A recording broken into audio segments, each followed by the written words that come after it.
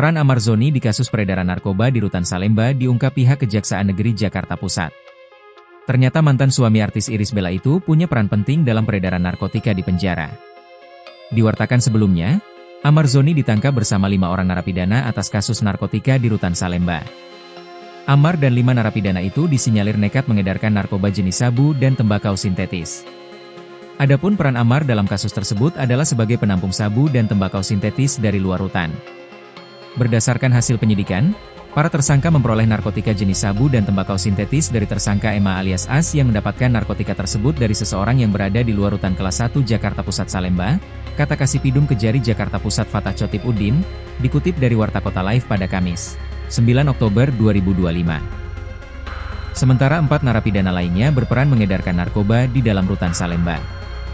Lalu 1 orang lainnya adalah pemasok narkoba.